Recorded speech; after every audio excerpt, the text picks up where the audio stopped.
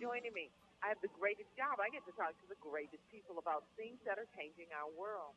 In this segment called Prayer Changes Things, I'm going to talk to Steve Thomas and Donna Brighthouse. They are celebrating National Habitat for Humanity World Habitat Day. Welcome to the show, guys. Thank Thank you. you. Well, thank you so much. I call this segment Prayer Changes Thing because without Habitat for Humanity, people would have nowhere to place their prayers for home. Tell me about World Habitat Day. I'll start with you, Steve, if you would. Well, World Habitat Day was established by the United Nations to focus on housing issues worldwide. Habitat for Humanity is celebrating the completion of its half millionth house worldwide. We were just in Kenya a couple of weeks ago where the half millionth house was built.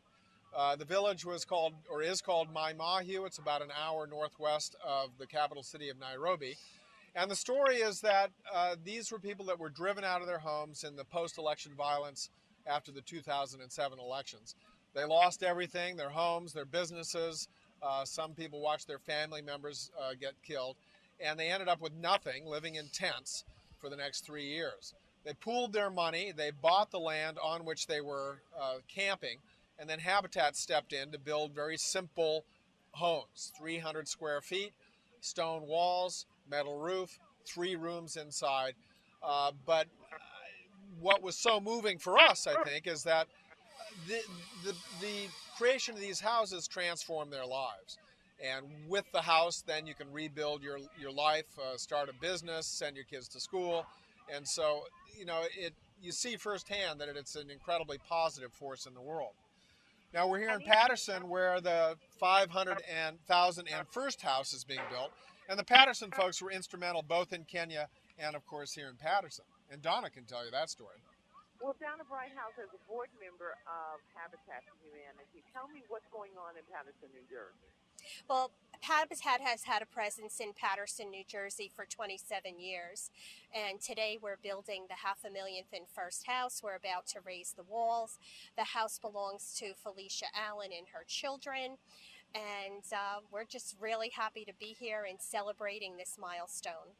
Well, yay for Felicia Allen and her children because me and my husband are buying a home in December and we have a house.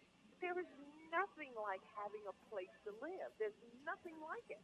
That's right. And Habitat's mission is to build houses for God's people in need. And it offers a hand up, not a handout, as people, potential homeowners and homeowners must contribute sweat equity to building either their home or someone else's home.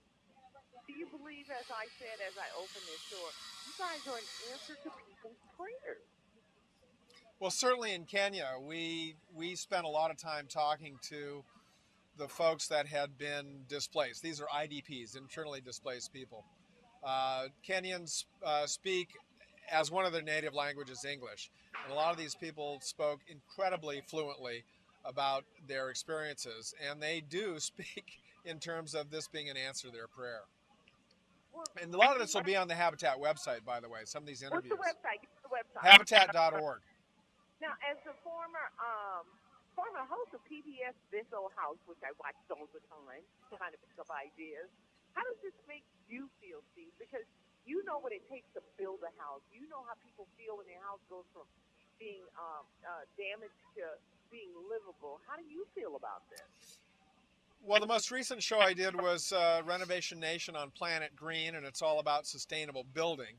And to me, the root of sustainability is a sense of stewardship. And you can't have a sense of stewardship unless you belong someplace. And what Habitat does, what their system does, is put people that otherwise wouldn't have a house in a house. That gets you rooted to a place, gets you invested in the place, and then you can actually grow a society around that. So to me, owning a home is absolutely key to a civil society.